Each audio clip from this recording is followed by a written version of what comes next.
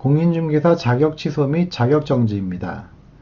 공인중개사의 자격 취소 처분 및 자격 정지 처분은 그 공인중개사 자격증을 교부한 시도지사가 행하죠. 자격증 나오면 무조건 시도지사라고 했잖아요.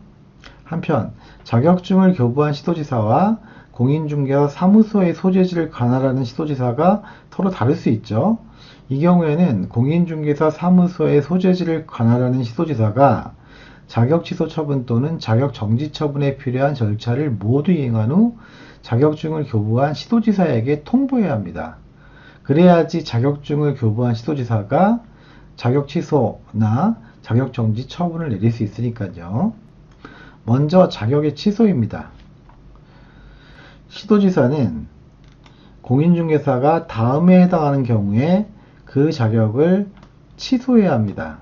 즉 아래는 자격 취소 사유가 되겠죠. 기업, 부정한 방법으로 공인중개사의 자격을 취득한 경우, 부정취득의 경우에는 자격을 취소해야 해요. 니은, 다른 사람에게 자기의 성명을 사용하여 중개 업무를 하게 하거나 공인중개사 자격증을 양도 또는 대여한 경우도 자격 취소 사유입니다. 디귿, 자격 정지 처분을 받고 그 자격 정지 기간 중에 중개 업무를 행한 경우, 이 경우에는 자격 정지 처분보다 더 센 처분을 내려야죠. 그게 바로 자격 취소 처분이죠.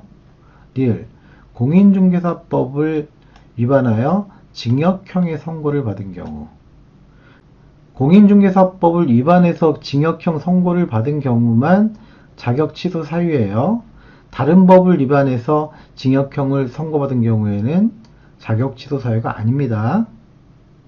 시도지사는 공인중개사의 자격을 취소하고자 하는 경우에는 반드시 청문을 실시해야 됩니다. 자격 취소는 상당히 큰 불이익이잖아요. 따라서 청문을 통해서 소명할 기회를 줘야 합니다. 공인중개사의 자격이 취소된 자는 공인중개사 자격증을 시도지사에게 반납해야 되죠. 자격증을 반납하고자 하는 자는 자격 취소 처분을 받은 날로부터 7일 이내에 자격증을 교부한 시도지사에게 반납하는 거죠. 7일 이내에 자격증을 교부한 시도지사에게 반납합니다. 분실 등의 사유로 인하여 자격증을 반납할 수 없는 자는 자격증 반납을 대신하여 그 이유를 기재한 사유서를 시도지사에게 제출해야 합니다. 한편 시도지사는 공인중개사의 자격 취소 처분을 한 때에는 5일 이내에 이를 국장에게 보고하고요. 다른 시도지사에게는 통지해야 합니다. 아셨죠? 5일 이내에 국장에게 보고하고 시도지사에게 통지합니다.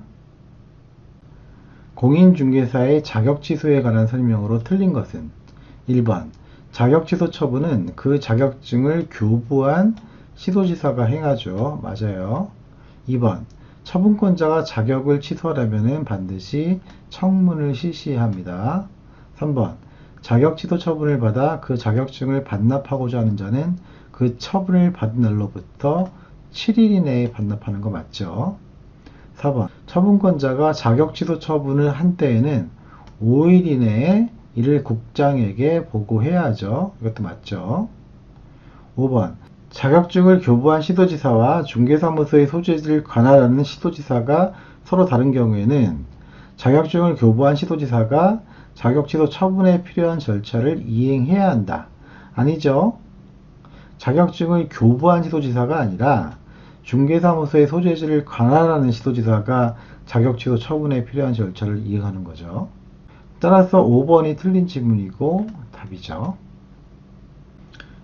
공인중개사의 자격 취소에 관한 설명으로 옳은 것은 1번, 공인중개사의 자격 취소 처분은 공인중개사의 현 주소지를 관할하는 시장군수구청장이 한다. 아니죠.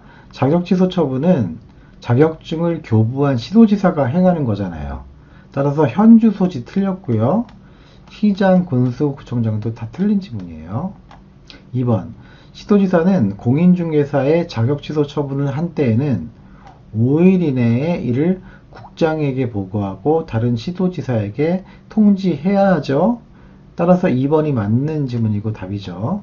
3번, 자격 취소 사유가 발생한 경우에는 청문을 실시하지 않아도 해당 공인중개사의 자격을 취소할 수 있다?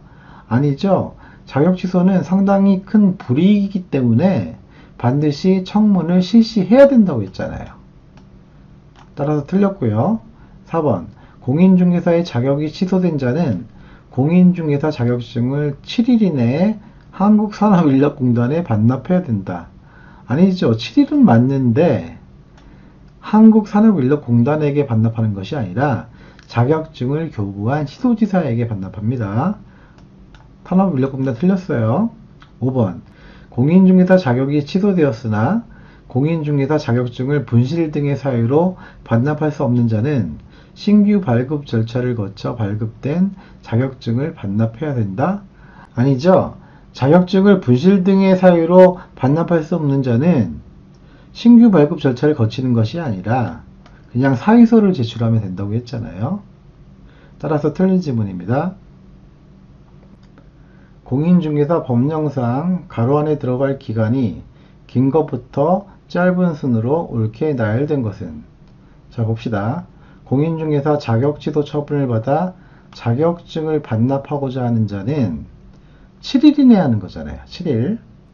다음, 거래정보사업자로 지정받은 자는 운영규정을 지정받은 날로부터 3개월 이내에 만드는 거죠. 마지막으로 개공이 보증보험금, 공제금 또는 공탁금으로 손해배상을 한 때, 이때에는 며칠 이내에 다시 가입하거나 보존해야 된다고 했죠? 15일이잖아요. 따라서 기간이 긴 것부터 짧은 순이니까 3개월, 15일, 7일 이렇게 되겠죠? 니은, 디귿, 기억이 답이네요. 3번이죠. 다음은 자격정지입니다. 앞에서 살펴본 자격취소는 개공이든 소공이든 모두 받을 수 있는 처분이었죠. 하지만 자격정지는 소공만 받는 처분이에요.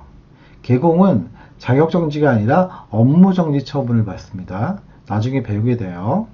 자, 시도지사는 공인중개사가 소공으로서 업무를 수행하는 기간 중에 다음에 해당하는 경우에는 6개월의 범위 안에서 기간을 정하여 자격을 정지할 수 있습니다. 공인중개사법에는 자격정지 3월과 6월 두 가지 경우를 규정하고 있어요. 먼저 3월부터 살펴볼게요. 먼저 인장 등록을 하지 아니하거나 등록하지 아니한 인장을 사용한 경우. 두 번째, 성실 정확하게 중개대상물의 확인 설명을 하지 아니하거나 설명의 근거 자료를 제시하지 아니한 경우. 세 번째, 중개대상물 확인 설명서에 서명 및 날인을 하지 아니한 경우. 마지막으로 거래계약서에 서명 및 날인을 하지 아니한 경우. 이 경우에는 3개월의 자격 정지 처분을 받게 됩니다. 누가요? 소공이요. 개공은 아니에요. 자격정지 6월은 자격정지 3월보다 더 나쁜 짓을 한 거겠죠. 둘 이상의 중개사무소에 소속된 경우, 이중소속이죠. 그리고 거래계약서에 거래금액 등 거래 내용을 거짓으로 기재하거나 서로 다른 둘 이상의 거래계약서, 즉 이명계약서를 작성한 경우, 마지막으로 금지행위를 한 경우, 이런 경우에 자격정지 6월 처분을 내립니다.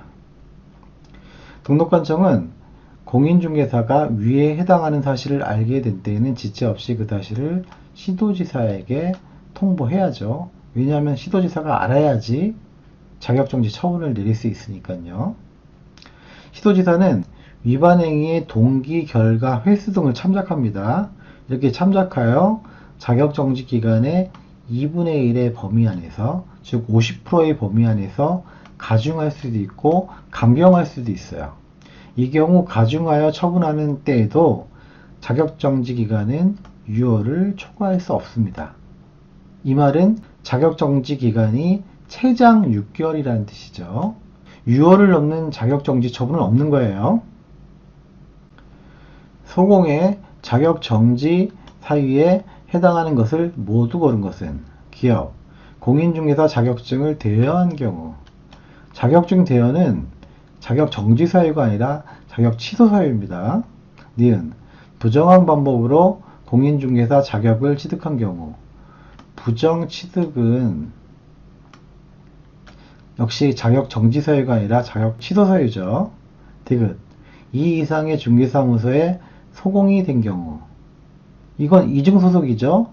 이중소속은 자격 정지 사유 맞아요. 리을. 거래 당사자 쌍방을 대리하는 행위를 한 경우.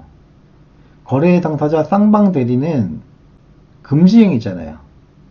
금지행위를 한 경우에는 자격 정지 사유가 맞죠. 따라서 자격 정지 사유는 디귿하고 리을. 답은 3번이죠. 소공으로서 업무를 수행하는 기간 동안 발생한 사유 중 자격 정지 사유로 규정되어 있지 않은 것은. 자, 이 문제의 답은 10중 8구 자격 취소 사유겠죠. 자, 보세요. 1번. 둘 이상의 중개사무소에 소속된 경우. 이중 소속은 자격 정지 사유 맞죠. 2번. 성실 정확하게 중개 대상물의 확인 설명을 하지 않은 경우도 자격 정지 사유입니다. 3번. 등록관청에 등록하지 않은 인장을 사용하여 중개행위를 한 경우도 자격 정지 사유 맞고요. 4번. 공인중개사법을 위반하여 징역형의 선고를 받은 경우는 자격 정지 사유가 아니라 자격 취소 사유입니다. 보세요. 자격 취소 사유가 답이잖아요. 4번이 답입니다. 5번. 중개 대상물의 매매를 업으로 하는 행위를 한 경우. 이건 금지 행위를 한 거잖아요. 금지 행위를 하면은 자격 정지 처분을 받을 수 있습니다. 중개 업무를 수행하는 소공의 자격 정지 사유에 해당하지 않는 것은. 1번. 하나의 거래에 대하여 서로 다른 2 이상의 거래계약서를 작성한 경우. 이명계약서 작성하면은 자격 정지 처분 받을 수 있어요. 2번. 국토교통부령이 정하는 전속중개계약서에 유하지 않고 전속중개계약을 체결한 경우는 소공의 자격정지 사유가 아니라 개공의 업무정지 사유입니다. 앞으로 배우게 돼요. 따라서 2번이 답이죠. 3번. 성실 정확하게 중개대상물의 확인 설명을 하지 않은 경우. 4번. 거래계약서의 거래금액 등 거래 내용을 거짓으로 기재한 경우. 그리고 2 이상의 중개사무소에 소속 공인중개사로 소속된 경우. 이중소속이죠. 이 경우는 모두 자격정지 사유에 해당합니다. 중개 업무를 수행하는 소공의 자격정지 사유에 해당하지 않는 것은. 1번.